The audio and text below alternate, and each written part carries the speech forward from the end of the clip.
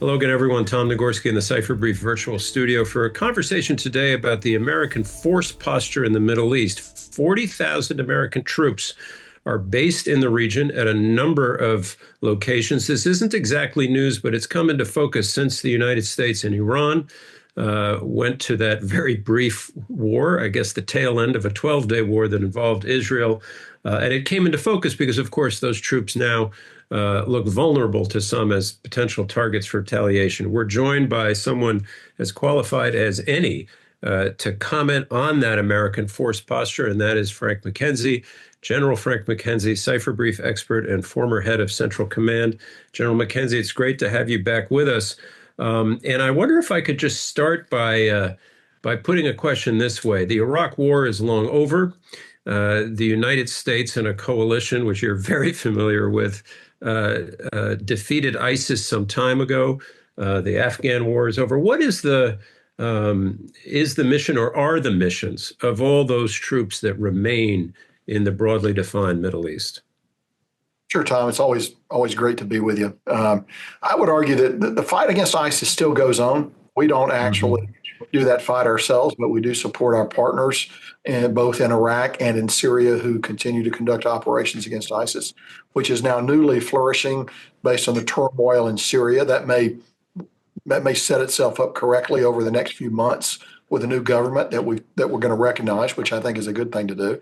So we're still in that fight a little bit. But to your basic question, our forces are there to train our partners in the region, to work with them, to provide assurance of American presence. And that's largely focused on Iran. Iran remains a singular threat in the region, and we've seen why over the last few months, why we need to be very aware and alert to the threat from Iran.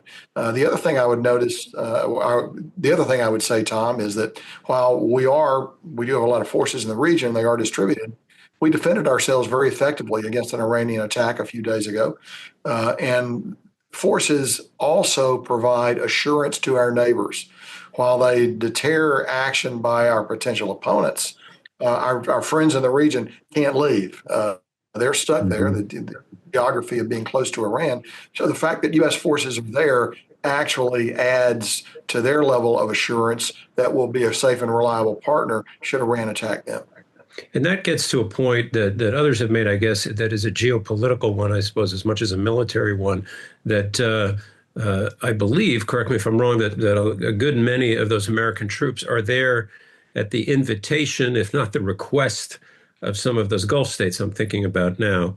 And that's, of course, not the case for different reasons in Iraq and Syria. To what extent is it in your view, an answer to those kinds of requests? And to what extent is it strategically smart for the United States to be? I'm thinking now of Kuwait, Bahrain, Qatar, and so forth.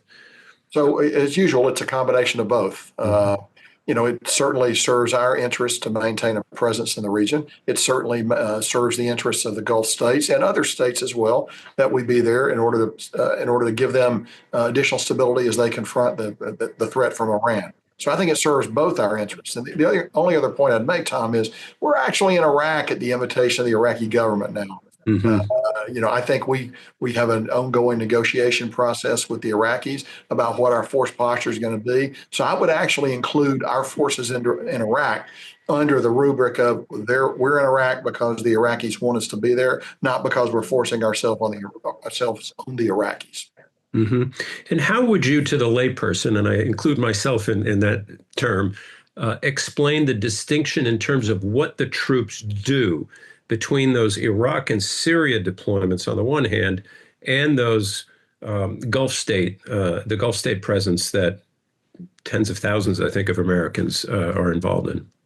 Certainly. So we do a couple of things with these forces. First, we assure our friends that we're a reliable partner, that we're willing to help them if they're attacked from Iran. That's an important thing. We could leave the region. We could certainly do that, and that's talked about fairly frequently. If we left the region and drew down dramatically, then that assurance component would go away. and they would also be, as an effective operational matter, far more vulnerable to attacks from Iran. And we've seen how willing Iran is to actually use their military to attack their neighbors over the last few months. So I think that's the thing to remember when we look at why are our forces there, what effects do they give, what effects do we derive from the fact that they're there? Assurance, deterrence against Iranian attacks.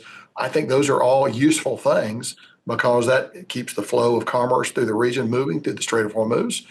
We've reopened the Bab el Mandeb here recently. I believe eventually commerce is going to flow again. I think it's going to be a process that's going to take a little time as insurance companies sort of test the waters about what the Houthis are going to be willing to do or not willing to do. But all of those things are all of those things are very much in our national interest. Now, let's talk about the vulnerability of some of those forces. And I thought of you actually when word came not only of the Israeli strikes, but of course, then the American strikes against Tehran. And you've had all those forces under your command. What is involved? I mean, without getting into operational security or anything, but how difficult a task is it to go from whatever the baseline force protection is to, okay, we are now attacking the nation of Iran, and all the places I assume that we've been talking about are within striking distance. What's the ramp up like in terms of security? Well, Tom, we have exquisitely rehearsed and prepared plans to protect our forces. As the CENTCOM commander, you begin every day worrying about the force protection level of U.S. forces in the region, also our embassies in the region, and also our American citizens in the region, as well as our friends and partners. So you look at that every day, and you balance it against what are the Iranians doing. We have very good ways of knowing what the Iranians are thinking about, what they plan to do. So as we saw here recently, we are typically able to adjust and prepare for that. The risk is always there that you'll get it wrong or they'll get lucky, and we know and understand that. But we work very closely with forces in the region to ensure they're prepared for these types of things. It's a battle drill. It is an onerous thing to do. You're leaving the comfortable places you live. You're going to places that are certainly less comfortable, albeit for a short period of time. But it's one of the best ways we can do to effectively save the Iranians from themselves. If they were to attack us and cause significant U.S. casualties, then the potential for upward escalation is very high. We always say the Iranians own the lower steps on the escalation ladder. We own all the higher steps on the escalation ladder. Right. You want to prevent that from happening if you can. Every CENTCOM commander spends a lot of time looking at that, Tom. Yep. Now, I think I know from what you've said already and what I know about your views, I think I know the answer, but I want to ask anyway, because as you've pointed out, just in recent days, since that 12-day war, there have been a lot of calls, and some prominent ones, to rather significantly draw down the forces we've been talking about. And for reasons, A, vulnerability, B, costs tens of billions of dollars, and C, to a different extent, and this gets more political, I mean, the Trump administration has ran to some extent on a posture of getting the United States out of foreign and particular Middle East entanglements. What would go away for the United States if those troops were to come home or go elsewhere? So that's a national policy decision that we're going to have to make. How much do we want to leave in there? It's a careful calibration. You may not need as much as you've got right now. You need the ability to flow them back in very quickly if you elect to pull forces out. But what we have right now is an Iran that is effectively deterred. They chose not to launch a massive attack on us. Instead, they launched a very carefully calibrated, in fact, a choreographed, and even if we're to believe reporting, an attack that was telegraphed well in advance, because they did not want to get into a significant combat with the United States, because they know and understand our capabilities. That's what these forces bring. To draw down precipitously would possibly undo that deterrent effect. On the other hand, and this is something that really only the president of the United States can balance, he is a president who has struck Iran twice, Qasem Soleimani back in 2020, and now this most recent attack. President Trump possesses extraordinary credibility with the Iranians because he's taken bold action 2 times, which puts him in a unique position, a position really that no other American president has had, going back several administrations. Most of them have actually, to some degree, been in thrall of Iran. The fact of the matter is, he's not. So that gives him a little more room to maneuver, I think, than other recent presidents. Now, that takes me to my last line of questioning, which involves Israel. As you know, Prime Minister Netanyahu is headed for another trip to the White House next week.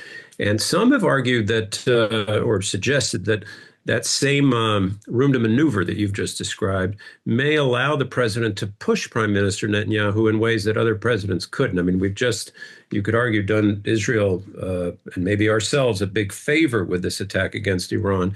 Prime Minister Netanyahu doesn't seem to be too interested in deals either on Gaza or Iran.